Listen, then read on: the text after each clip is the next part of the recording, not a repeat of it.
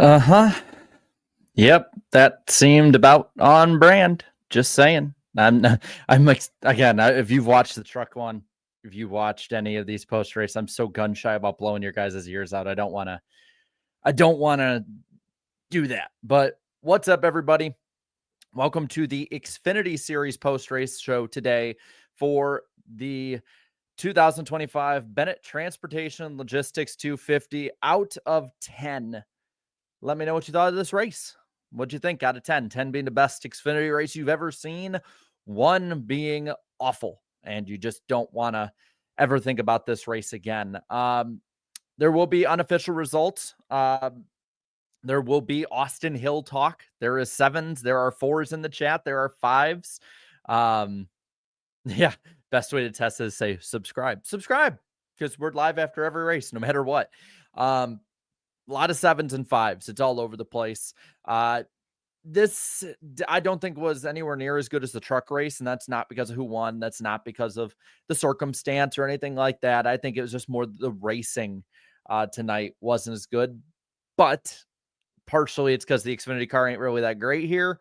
The other part of it is when Austin Hill or any driver that's dominating like Austin Hill, it's fitting. I have my 2002 Dale Jr. hat on tonight. When somebody dominates like that, like it's difficult to pass them. It's like that old quote that Michael Waltrip has, where I think DW asked him, like, why didn't you pass that 8 car out there? And it's like, because you can't pass the fastest car if you don't have the fastest car. It was a train race, a lot of it. I'm seeing a lot of that, and I fully get that. There's issues when it comes to the Xfinity cars here.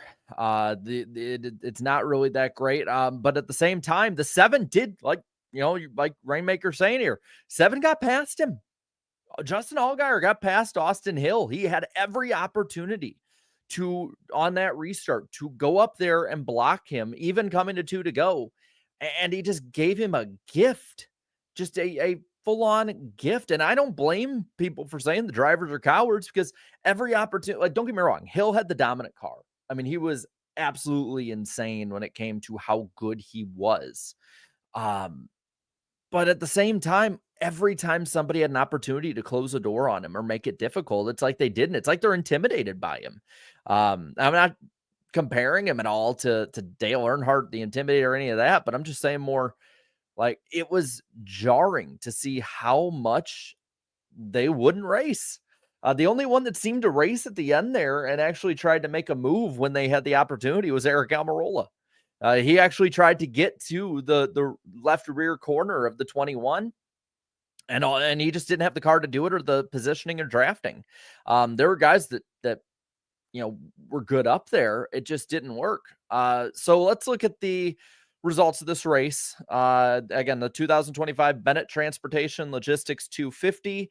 This race was 163 laps long for 2 hours, 28 minutes, 44 seconds, 9 cautions for 48 laps, 12 lead changes on the night, and about a quarter-second gap for the win between the 21 and the 7. And you know what? I want to give, because we're going to definitely be critical at a point here.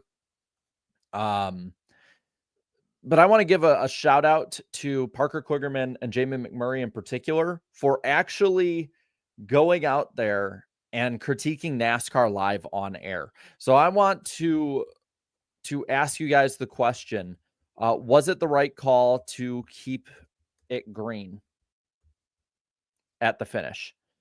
Because I can definitely see both ways. I mean, this is not something that I think is normal for NASCAR in general when it comes to keeping it green at the end. So I'm going to put the poll out right now. I really like the crew. I was tentative on Kligerman and McMurray together. I had the worry I had with Jeff Burton and Dale Jr. where their voices will mix together too much. But I give them credit, man. I mean, if you're going to go out there and criticize NASCAR as part of NASCAR Productions, hey man, you got bigger cojones than I thought you did. So props, especially to Parker Kligerman for saying that. But at the moment, I mean, about 2/3 of you guys to 1/3 are saying it was the right call. And yes, uh, it is a very nice shirt. It's a fitting shirt. I found it today and I'm like, oh, I might as well wear this. I got it at Bristol back in 2019 as like a special present from Bristol for doing some stuff there. And I was like, cool. All right, I'll wear it. But hey, I'll say this, man. We got consistency. The drivers might not like it.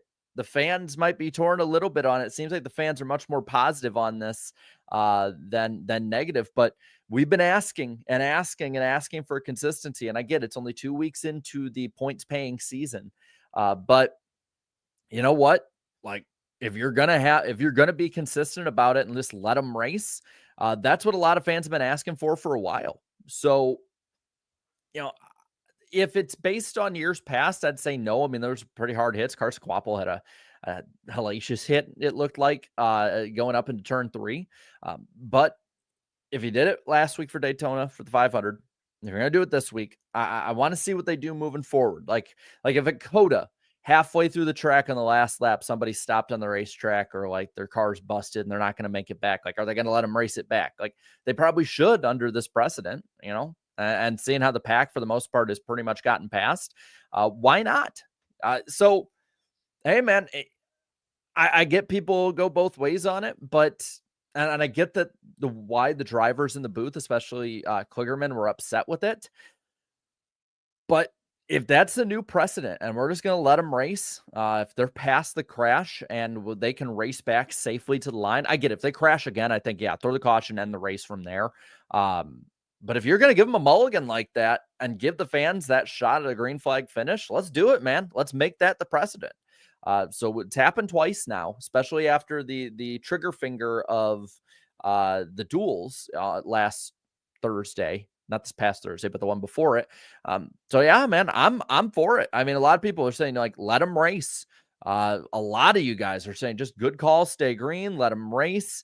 You know, I'm just saying, that we wanted that. This is what we're asking for. So, gonna kind of have to almost live with it. But when it comes to the finishing order, unofficial results as of now, and they come in as this. Of course, we have the winner being Austin Hill. Hill is just on an unreal tear right now, not only at Atlanta, but just drafting tracks in general. He passed Dale Earnhardt Jr. for most laps led in Xfinity all time at super speedways. It's going to be very interesting to watch everyone go back and forth on that this week. But I think there was like 7 or so of his wins are at these races. I mean, that team, because it's not just him, like Jesse Love's really good there. The 2 in general has been good there in the past. Just RCR is on one, man. They are easily early to mid 2000s. They're like 2001 to 2004 DEI right now at these races. And if you're going to win these races, you have to beat them. And you can't leave the door open like second place finisher Justin Allgaier.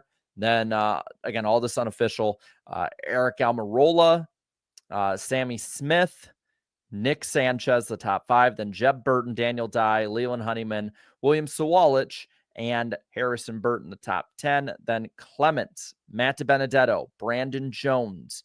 They have moved, just moved Sheldon Creed up to the 14th position, and that will move 15th place finisher now, back to 15th, I should say, for Josh Williams. After that, we have Jesse Love, Poole, Ellis, and Perkins.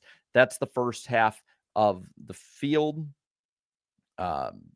So for those who are looking for any little changes, they've had Ellis up to 18th and the 31 of Perkins back to 19th. So there's that.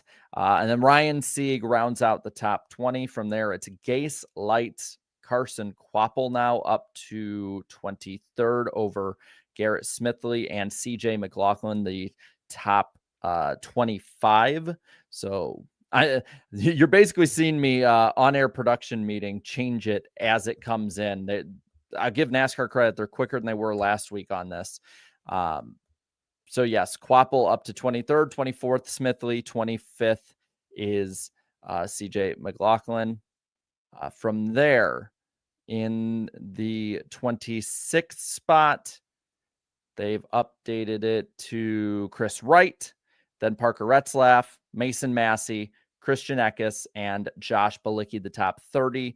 Eckes and Bilicki out of the race due to that last lap crash. Then Mason Maggio, Carson Ware, Kyle Sieg, Connor Zilich out of the race after the door foam incident. Dean Thompson, last finisher on the racetrack, 35th, 14 laps down. Then Mayer, Alfredo, and Taylor Gray. That is your field. Let's put that on the bottom right now. And if I spelled anyone's names wrong, I probably did. Just you'll let me know. But all things considered, a good portion of this race was just single file.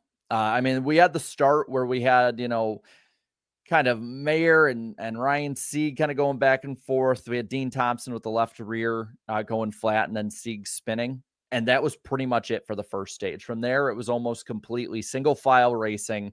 Hill up front with Love. Those two just dominated. Hill wins the stage over Love, Mayer, Taylor Gray, Quapple, Zilich, Allgaier, Eckes, Harrison Burton, and Creed. So if you thought that one was kind of dull, the second stage, I just have two notes for the entire stage. It's RCR and Haskell head-to-head. RCR wins as usual, and the field starts to charge, but the 21 blocks and wins the stage over Mayer, Creed, Allgaier, Love, Almirola, Sammy Smith, Zilich, Jeb, Burton, and Eckes. That's the first, almost 100 laps. It was a relatively dull race to start out. No doubts about it whatsoever. Just, it is. Oh, and I see Danny Dye's on TV. Michael Waltrip is very happy somewhere seeing him on the TV. The final stage, of course, where everything heats up, just like with the truck race. The truck race, the difference between the Xfinity race and the truck race today is the truck race, you could tell they were just taking it easy that first stage. And then once they got their bearings, they started racing more. Whereas under this one, they just basically just chilled for a good 2/3 of the race, a lot of it single file. And again, a lot of people I saw were kind of like upset with that. But like, this is what we come to expect for Xfinity races here. I don't know what else anyone was expecting. We've seen it the last couple of years. This is one of the few places the Xfinity Series just isn't really that good. It just really isn't. This is funny. Chris in the chat here says Pit Lady looks like she's in the Arctic doing an interview of an Eskimo. Yeah, I'll say this as somebody who grew up more in the Midwest than the North. It is funny watching a bunch of people from the Carolinas and Georgia who are going to a track where it's like 55 degrees and they're like, it's freezing out here. And it's like, it's fine. Like, get that giant ass coat off. It's not that cold. That's just funny on my part. The final stage did start getting it going. There was a lot more 2 and 3 wide racing. You could definitely see some people starting to try and move their way through the pack. Of course, we did have a debris caution, but we had a few times where we had debris cautions, but in general, they showed the debris. There were no phantom debris cautions like there were on the Daytona 500 last week, to which I am A-okay with. I do not miss the phantoms at all. A few big wrecks too. With 46 to go, we saw Jeremy Clements get loose and go around, collects about 4 or 5 other cars, whether it's just minor damage or some damage. This is what knocks out Taylor Gray from the race. This is the first time that Zilich has somebody hit his door and leave a mark. So there is there is that, at least that happened. For those who said that nothing happened, no, there's something did happen. Not that it was the greatest by any means, but it just we'd have these crashes where it's like the 48 would hit the apron and get up into the 41 and cause a big crash. This is where the 88 lost his foam and this door. But over and over again, it was Hill versus Sanchez, Hill versus Sieg, Hill versus Sieg, Hill versus Almirola, Hill versus Allgaier. And it was just Austin Hill was the constant. He was the constant in this race up front. for those who are newer fans, I think you're kind of getting to understand what it's like, or what it was like for non-junior fans or non-junior and Waltrip fans tuning into Talladega races in the 2000s and just being like, ugh, will someone beat them? Except those two drivers were actually really well liked and not called the big bully, which I find funny. Uh, but over and over again, man, it was great restarts by Hill. And even when he lost Jesse Love, who uh got shuffled in, I believe, the start of the final stage into the back, he did try and make a big charge up through the pack, made it up to about seventh or eighth, give or take. Was never really a factor though for the rest of the night because the bottom line just didn't have the numbers and the high line was so much more powerful.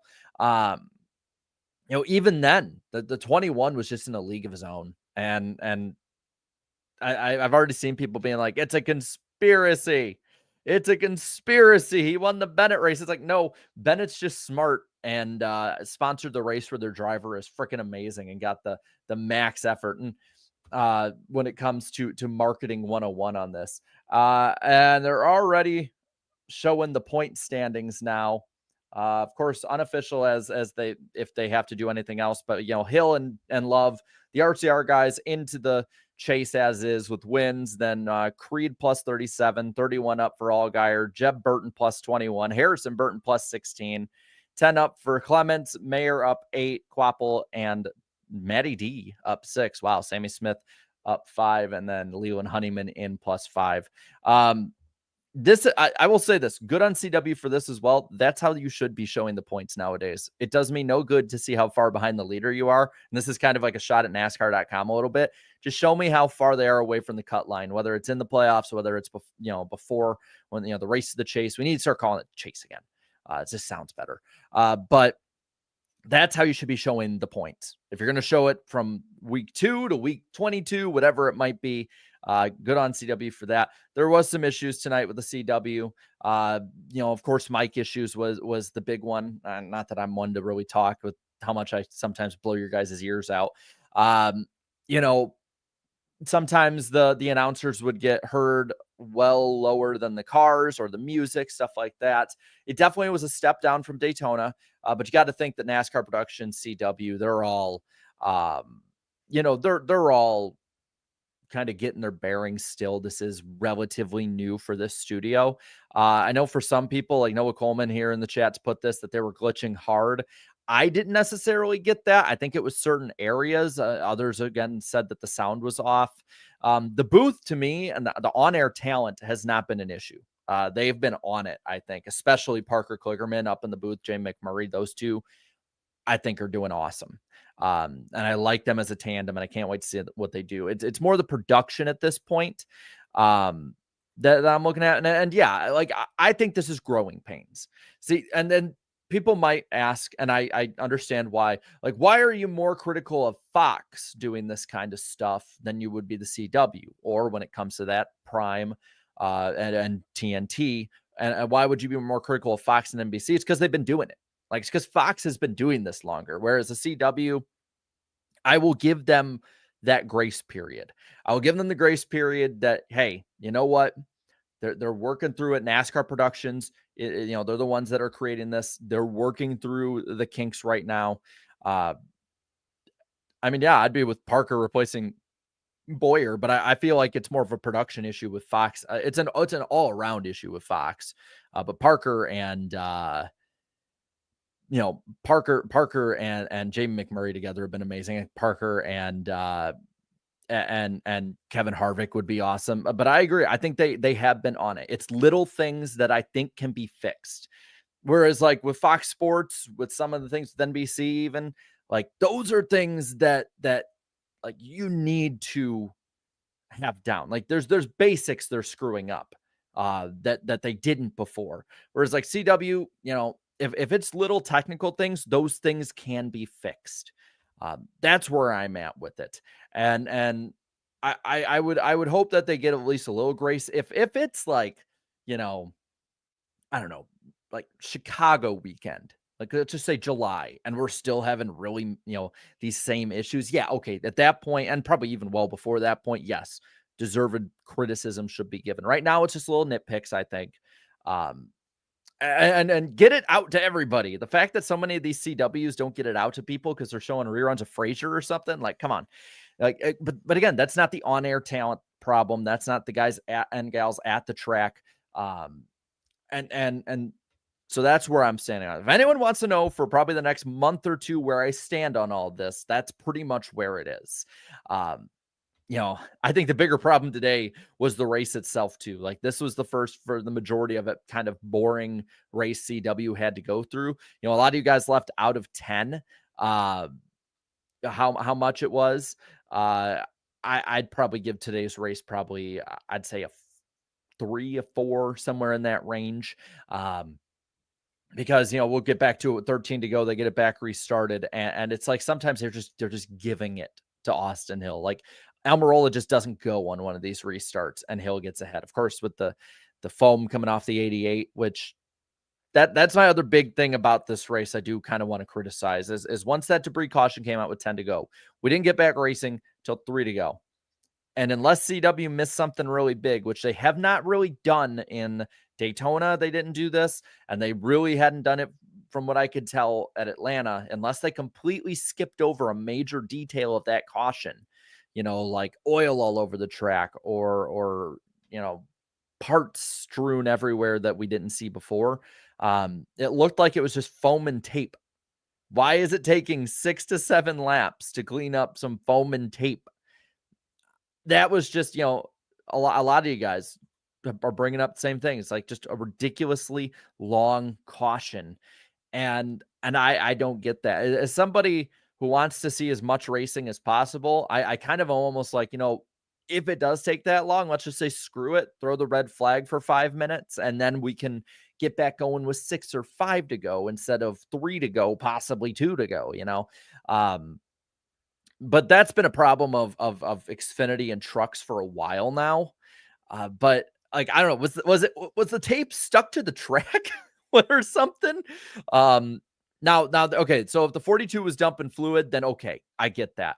That needs to be better, and maybe CW did say that and I missed it.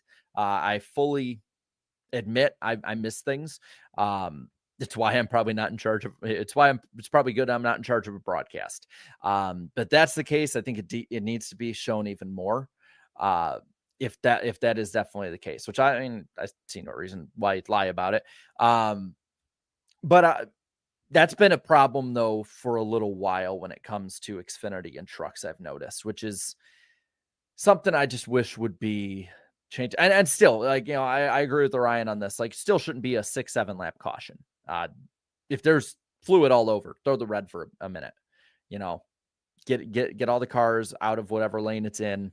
If it's something like that, because I know that people at the track don't want to miss less green flag racing. All of us watching at home don't want to just sit through a bunch of caution laps, stuff like that. Larry Mack, right? Dirty Def has said Larry Mack saying similar things. He's been critical of it. So I don't think it's necessarily like, YouTuber complains into the ether with his mic or, I think it's actually like, I think it's a legitimate thing that should be addressed. I'm going to be interested because I didn't listen to it last week. I'm going to make a point to listen to it this week of NASCAR's Hauler Talk. And I know it's probably just, a lot of people call it like state-run media and propaganda, and they're never going to admit wrongdoing and all that. Even if that's the case, I want to see what their reasoning is or what kind of gymnastics are, or if that's the thing, if there was fluid on the track, why that stuff takes long. Yeah, that's right. That's right. I am a keyboard warrior. Fair enough. I'm a keyboard warrior.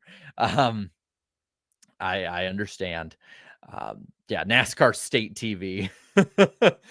I would like to see that though. I do, even if I'm not really agreeing with maybe what they say or why they say it, I do like to at least see. I like to see why it happened, what the reasoning is, or what the excuse is even for that. But we get back going with 3 to go. It's a 21, the 7 on the front row. The 7 has Sammy Smith behind him in the 8. So it's JRM teammates on the bottom. It's, I believe, Hill and Almirola on the high side. And Allgaier actually gets a great restart. Great push. No broken rules, doesn't jump the restart. 19 just doesn't give as much of a push to the 21. And coming to 2 laps left in 3 and 4, Justin Allgaier has a clear lead, and it's clear he should probably go up and block Hill. Because even when he gets beat, Austin Hill is so good at these tracks, has such good cars. You can't leave the door open.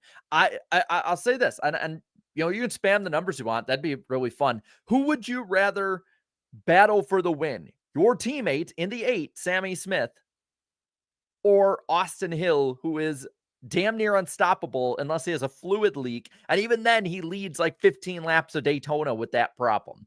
I don't know about you guys. I'll choose to race my teammate because at least I know for sure he ain't going to junk me, or at least he shouldn't. And then on top of that, our team gets a win no matter what. I probably have a better chance of doing it since Justin Allgaier, as the broadcast and Austin Hill had pointed out, was probably the best guy at side drafting in the field. Like, I don't know. It's like once or twice a year, Allgaier and any JRM car at the front. It's like that meme where Squidward just opens his head and takes his brain out and throws it in a garbage can. Like, that's what we're watching. And I know, like, in the car, it's probably different. I'm a keyboard warrior watching at home saying this, but it doesn't make sense to me. And I feel like Dale Jr. sitting at home watching his team like every single year blow 1 or 2 of these super speedway races, and he's just pulling his hair out because it's like he's like, no, do this instead, damn it, no, do this, no, oh, and not one of my cars is in the wall, like that's what I feel like he's doing at home. He's just like yelling at the TV like, what are you doing? Or he's sitting there. Yes, I like that one, a recliner driver. I like that. you know but it's like once or twice a year the JRM cars do this at super speedways, and then once or twice a year Justin Allgaier in particular has like one of these just no brain knuckle dragger moments where it's just you're like, what are you doing, man? um but you know what, Austin Hill, he had the gift given to him. He had the door left wide open. He took advantage. I don't, other than people not liking him, I don't see why people are upset at Austin Hill winning. It's the best driver in the best car, winning these races, doing basically everything just about perfect, or as perfectly as he possibly can with what he's, you know, with what he's given. Like we complain so many times that these races are a lottery, and the best, even the non super speedway ones, and that the best car doesn't win. The best car won, man. He deserved, and credit to you, Braden Budge. He deserved the win. And you might not like him. You might not like what happens, but he deserved that win. Credit to him. Credit to that entire team. I know the RCR is definitely not a popular team anymore, but did what he had to do. Comes to the white flag. He almost gets wrecked by the 19 on his, I believe, left rear. Almirola had it for a moment, but ultimately they get a little squirrely. It breaks up the pack. The rest of the back of the pack crashes behind him. They let him race back, which to kind of come full circle with it, left the pool wide open for you for a bit. And it's looking like 3/4 of you guys are all for it, keeping them green. They went green to the end. And after that, Austin Hill gets the win. How many laps did he lead tonight, by the way? Like, does Raw Feed have it on their end? Because I'm slowly but surely learning how NASCAR's upgraded website works. So, like, do they have the laps led? Holy shit. Austin Hill led 146 of the 163 laps. That is belt to ass. Like, there's no other way to put it. Like, that is just a whooping on the field. At least that's what the Raw Feed says. I see some in the chat saying 145. The Raw Feed has 146. They might have counted like the last one. I mean, masterclass. I agree, Blue Jimmy. Just a masterclass. I mean, yes, belt to ass. That is what he did to the field. And yeah, RCR led all but 4 laps tonight. I mean, if anyone else, honestly, if Love had won, even if anyone else other than Austin Hill won, like, they would have had highway robbery of a victory. Yes, fair enough. It I don't know. This only about 30 minutes after the race, inspection definitely has not been finished. Definitely has to finish inspection. But yeah, I mean that Sly Supersonic says it right. I mean that's an ass whooping in every single way possible. The only time I can remember in my life of being a fan, I know there were probably times well before it and well before the plates went on, but at least when the plates came on, super speed was. I've been watching since 2005. I will admit, there are some large blind spots in my knowledge of NASCAR history, but at least from what I remember. The only time I think I ever saw a car and driver in any of the series be that insanely dominant was 2006 when Dale Jr.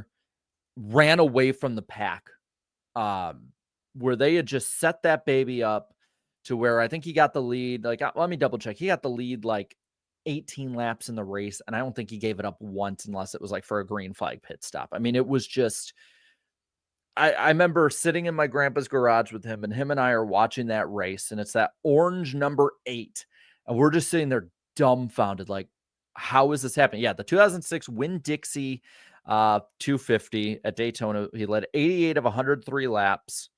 Let me see how this worked. Yeah, he took the lead on lap 16 and never gave it up. At one point, I think he had like a 16-second lead in the field. Like that was a totally different zip code. I mean, it was insane. He was just it was like any other race. The whole pack is racing behind, and it was spread out because old bumpy Daytona, and then that 8 car is like 8, 10, 12 seconds. Like had that race went green, I'm pretty sure he would have won by half a lap. I mean, it was just absolute insanity. It's the last time I can think of a super speedway race that dominated. I mean, I know people don't like him. I know people don't like RCR anymore. And I know people hate when, whether it's social media people or NASCAR media or whoever says this, but I do think you got to appreciate it. I mean, you do have to, like, this is not going to last forever. He's probably going to go to Cup in the next year or two. He's going to race maybe a couple of Xfinity races here and there. You got to appreciate it at some point. It's like, I think somebody brought up that one race where Truex led a bunch, and like, Stewart led more laps percentage wise than Dale Jr. led that race, but he didn't run away from the field. I mean, it's incredibly high level, but I mean, this is domination we haven't seen at these racetracks, this type of racing in 15 to 20 years. I mean, it's just insane domination. So, hey, I have nothing against Austin Hill. Anytime I've ever talked to the guy, he's been cool to me.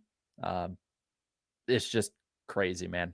Absolute craziness. And yeah, he might end up being in the 8, which wouldn't it be cool if he did like a throwback at Talladega with the red number 8 and like RCR ended up being really good. If they can fix the package so we can actually have dominant cars show up and show out. I get it. There's other races, but super speedway wise, this is pretty damn insane if you really stop and think about it. Let's look at some of the super chats here. I want to get to those before we end out, and I'll try and keep an eye on the chat too. I'm trying to balance everything at once, and I hope I can hit everything. But Bobby Blair with the 5 says, hate Austin Hill all you want, but he owns Atlanta. Plus, it's kind of cool to see a driver so dominant at his home track. Yeah. It's insane. I mean, in modern day NASCAR, any of the series, unless it's like, Kyle Busch having the best truck against a bunch of 18-year-olds, it was all Xfinity regulars tonight to have that dominant of performance, man. It's impressive. That was before the stream.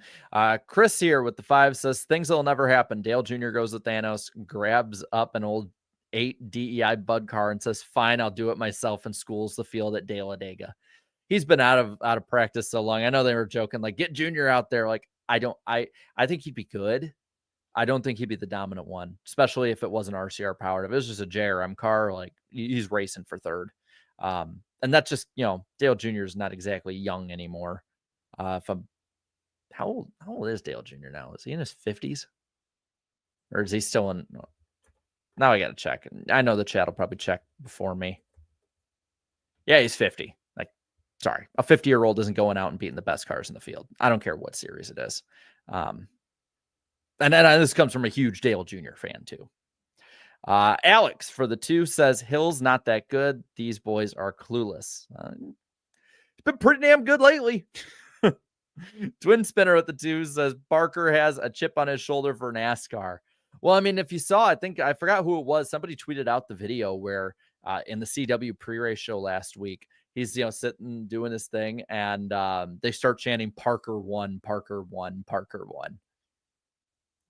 Fred Dog for the 2 says, does Hill replace Kyle Busch in Cup next year? I think so, because I don't think Kyle Busch is staying. I don't see any reason for Kyle Busch wanting, having any reason to stay. The cars are subpar in the Cup Series. He's not going to go and play in the Xfinity Series or go full time. He's not going to go full time at this point. He's shown at Kansas, Michigan, other races like that, and super speedways too. He still has the ability to compete for wins. Why would he stay at RCR, especially if greener pastures open up? And I don't care what anyone says. I know he's not as good as he once was. Even at the end of his JGR tenure, he was not nearly as good as he was during the peak. But I guarantee you, if the opportunity was there, somebody would open up that door, even if he needed a stopgap year. And I'm immediately then thinking of Trackhouse if he needed a stopgap year or something. Like, you're telling me Justin Marks wouldn't give Kyle Busch a year to sell sponsorship for him, race in the 99 for a bit until Zilich is ready, if he doesn't want to bring back Suarez? Like, why wouldn't he take that? It'd be an upgrade for both. Kyle Busch is a better driver even now, even in a diminished state, than Daniel Suarez I think will ever be, and it's a way better car. Do I think that'll happen? No, but I guarantee somebody would open the door for Kyle Busch if he wanted in somewhere. I guarantee that. He's just too valuable. I think, even as a brand, he's one of those last tethers to the boom era. Sly Supersonic with 5 says he does it again. Hill always finds a way. The CW crew is really good. I like this booth. Great day for my guys, Austin Hill and Kyle Busch, 7 out of 10. And hey, just a reminder for all you that watch NWP, which, by the way, episode 300 this week on Danny B Talks channel should be a lot of fun on Wednesday night, 8 p.m. Eastern. But for all of you guys who are following, you guys, the chat, I should say, you picked Kyle Busch, you picked Austin Hill. I get it. You took the low-hanging fruit, but why wouldn't you? Chat, you are almost on your way to a sweep. If Ryan Blaney, who is on the poll tomorrow, wins tomorrow, you guys get a weekend sweep early in the year, which is valuable in our little bragging rights game. Got to dethrone Eric and I, who are ahead, and Danny. Yeah, all three of us are well ahead of you guys, making up that ground quick. I give you credit, doing a hell of a job. Jake for the 5 here says, I always enjoy watching the semi-annual Austin Hill Invitational at Atlanta Motor Speedway. He really should be racing on Sundays. I think so. I mean, people aren't going to pick him next week because there's so many other people in the field that are better at road courses than him, but he's not a bad road course driver. I mean, he was up there in the top 3 racing for the win last year at COTA. And I think that, in general, he'll probably be up in the top 5 again. He's probably going to be one of the 3 or 4 guys that's a championship favorite, as much as it pains so many people to probably hear me say that. Ill here for is it Ill or 3? I can't tell. But for the 5, says Retzlaff deserves an apology from RCR and Chevy. Always appreciate the streams. Well, thank you. I appreciate you. I appreciate anyone who jumps on in with us. It's a great night. I just like hanging out with you guys. We do this after every race. So if you're new, subscribe. We'll do it after Truck, Xfinity, Cup. It will take the birth of my child landing on a race day for me not to do one of these. I always, even when we're at the track, I have my laptop set up. So like some of you guys that are watching might be some of the that came up at Kansas last year, and you can attest it. I bring my laptop to the racetrack. I hook up my phone and all the other stuff. And I will leave my laptop on with all of the data all race long, hooked up to the Kansas Wi-Fi, plugged in because there's plugins in the stands where me and my dad usually sit. And I will just be like going through all the data, going through the lap times, keeping track of who's in and out and all of that. Like, it will take a lot for me not to do one of these. So and that's not to brag or anything. It's more just like I appreciate doing these, and I'm glad that you guys appreciate coming on in and hanging out with me. It's a blast, and it makes all of it well worth it. West Virginia for the 5 says a 50-year-old ain't beating the field. Mark Martin might disagree with that. Thanks for the streams, Jarrett. Always fun seeing the post-race streams. I appreciate it. Thank you, and I love that name, West Virginia. I love the profile pic. I think Mark Martin and Dale Jr. are very different old-timer drivers, though. I'll say that. I think that Mark Martin he still had a lot left in the tank. And thank you, Caleb the Gamer, for letting me know this, because we will have to go a little longer because there's even more Dodge speculation. Thank you, William, for the 5, saying Kyle's problem has been lack of practice. If he ever gets more car time in practice, he'd be back. The sim has never translated well for him. I do agree with that. But I will say Mark Martin was way healthier, didn't have the concussion issues. Dale Jr. was cooked cup wise. And Dale Jr., he races well against Xfinity guys still. And like I said, he'd be up there. But I think that Mark Martin was on a whole different level. I mean, Mark Martin is like, I think Mark Martin that's great into their 50s. I don't even know if that happens again. Honestly, the direction the sport's going, I really don't know if that ever happens again. I mean, you gotta think of it like this. For let's just say Joey Logano, right? 34 years old. He'll turn 35 this year. If Joey Logano were to race competitively into his 50s, he would have to be racing until 2040. He could do it. He's a great talent. He's an amazing driver. I don't know if that happens. Now Jordan Bianchi tweeted this, which I find this really funny because I'm about to refute it with an actual source. Jordan Bianchi says, news, Dodge Iron returned to NASCAR Truck Series in 2026 with possibility of being back in the Cup Series as soon as 27 per The Athletic. Okay, guys, I get people when that was the announcement about the trucks alone, and then by 28 maybe. But I mean, this is a Bianchi bomb now. I get people might not trust Chris Knight and Catch Fence as much as Bianchi and The Athletic. It's heating up. It's heating up a lot. And I'm just saying 2027, I agree, is very quick. But when you have multiple different sources getting different information that leads back to the same place, where there's smoke, there's fire. If there's anything I've learned from being in media now for a little bit in NASCAR, is that you'll hear crazy ass rumors, or you hear stuff, or it gets announced and it might not be true. But you hold out on it just because crazy stuff happens. And yes, thank you again, Caleb. You got me. I appreciate it. You got me. You got my back on that. But if there's multiple sources that talk about different information, but it leads to the same place, it's usually something that's happening, or at least it's in the works. Now, if your people don't remember, I believe it was 2022. Dodge had a deal that was, I think, roughly 80% done to get to NASCAR, and it fell apart in the last hour, or rough, figuratively the last hour. So,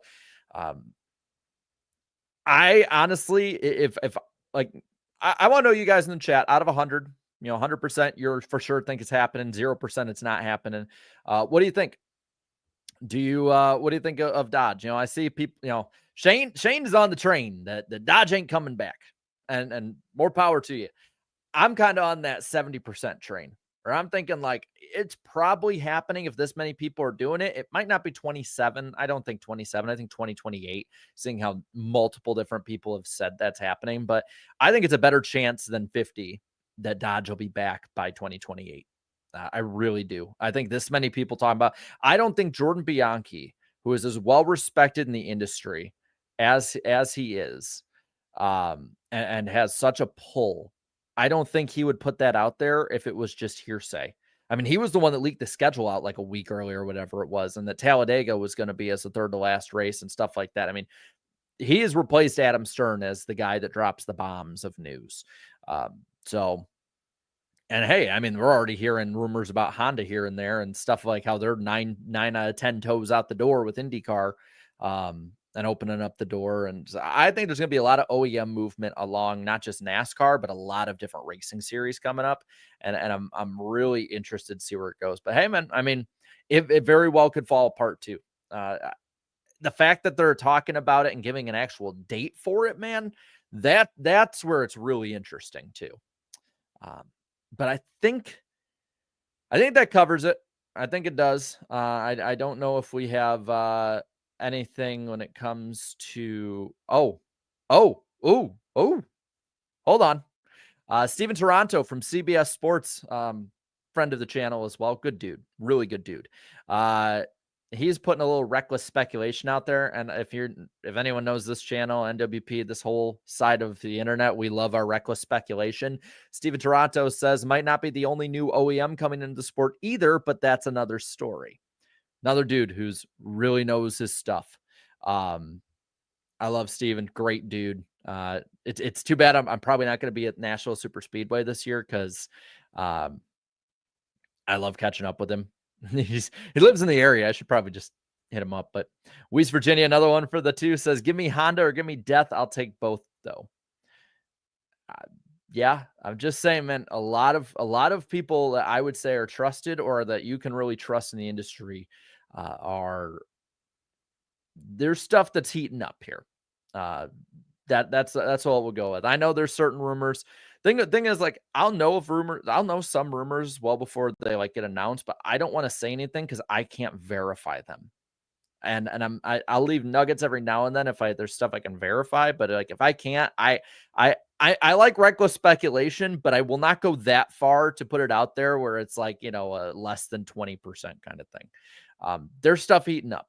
There's definitely stuff heating up. We'll see, man. It's going to be an interesting time to be a NASCAR fan. So be sure to subscribe to the channel for all of it. We'll be live tomorrow, right after the Cup race. And you don't want to go anywhere else because we got the energy, we got everything. And apparently we even got breaking news when it happens too. So thank you guys so much for coming out tonight. I appreciate it a ton. I cannot wait to see you tomorrow. And until then, have a good night and have